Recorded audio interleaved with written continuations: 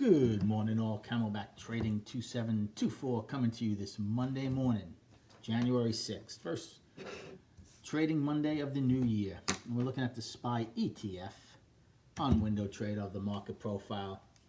And for the third trading day in a row of the new year, 3 out of 3, we're looking at gap. We gapped higher on the first day. It held one day. Next day we gapped lower, filled it. And now again, we're looking to gap lower on a small gap. A lot of uncertainty going on here. The thing that what I'm looking at kind of concerns me is I made this a 5-day balance, but in the bigger picture, it's like a 12-day balance, and we consistently have been coming into now recently the last 3 days of that balance, which leads to our first weekly gap. The more and more you get accepted into this 3-day balance, right? It's like you're getting probed each time. You keep coming in. It's like getting pecked to death by a chicken. Well, eventually, the odds are going to increase that you take out these 3 lows and possibly fill the first of 2 weekly gaps, right? And one of those lows is a poor low. The other thing that concerns me, last 3 trading days, look what's transpired. Gap lower, drove straight up, filled it. The second went lower. Look what happened with the price probe. 31st, lower, price probe. Machine's gone wild. So the buyers keep trying to force this up. There has been no selling, but I think the key is do not get complacent. If complacency sets in, this is when sellers can come up and start some acceleration to the downside. Now we'll see what happens this morning. Do we have our usual MO where we open and drive up? Or do we finally get some acceleration to the downside? I think it would be healthy to take out those lows I just showed you and fill one of the weekly gaps and then see what, if anything, the sellers would have after that. So, again, trying not to be biased. I'm going to have market-generated information be my guide, but just do not get complacent. Okay, destinations for this morning. So for the upside, if we gap lower, it's just over an hour. If we gap lower, it would be Friday's low of 321.10. Then above that, we had 9 wide at 322.79. Friday's high of 323.64. 324.89 monthly high, all-time high. 325.25 overnight all-time high. For the downside, if we do not gap lower, it would be 321.10, Friday's low. Now, we did have an afternoon pullback low here. So if we ought to rally prior to the opening above this, then that would be your first destination, which was 322.32. But we're a $1.50 below that. So that one would be gone. Okay, that would be twice we had an afternoon pullback low where, that got taken out pretty easily, right? We gapped below it on Friday, and now again we're looking to open below it, possibly on a gap. Below 321.10, we have 320.15, which is a weekly low. Okay, right now the weekly is in balance, so 320.15. Then we have that one single print at 320.11.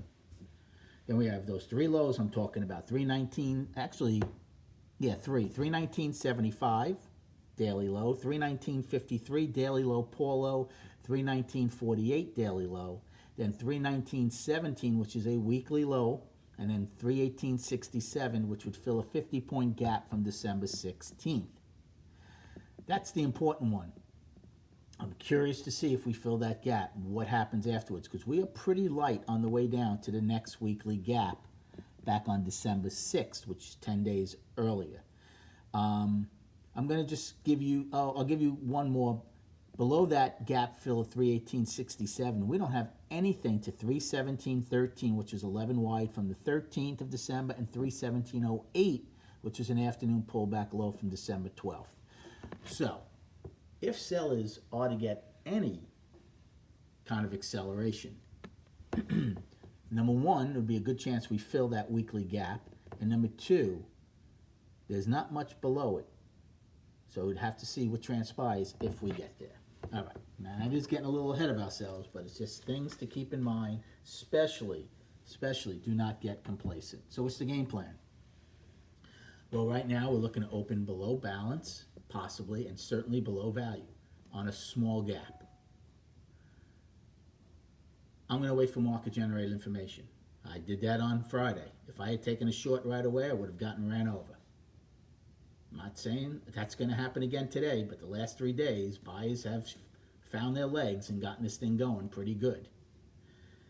If the gap holds and we start driving lower, then I would get on board, because then my destinations will certainly be those 3 daily lows. If we had a gap a little lower than where we are, I'd probably get on board again there, because then at least I know my out if it gets back into the gap. If we open inside balance, I'm not going to do anything. We'll see what happens. If we were to get up to around B's low and get failed and rejected and come back down. Buy scenario, again, yeah, it was a great buy if you bought it on Friday. It drove straight up. I would not have done that. Gap lower, lower value.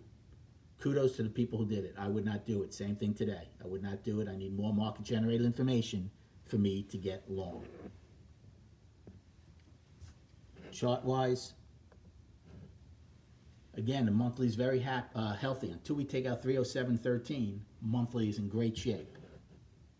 One time framing up. Weekly, we're in balance. Remember, we had a chance to have an outside week up and an outside week down. We failed at both of them. So there's a lot of uncertainty now. We're in balance. So it'll be key to see if we take out last week's low right away, which is 320.15, tells me the sellers are gaining the upper hand. And we might test that weekly gap. And in the daily, again, I had this in a 5-day balance. But overall, it really should encompass all this. And those were those 3 days that I showed you. We keep probing into them. Well, at some point you get into them and get accepted. You're going to go fill the weekly gap, and it's a daily gap also. And then we see what we have below that. Good luck trading today. Have a great day, and we'll recap at 4 p.m.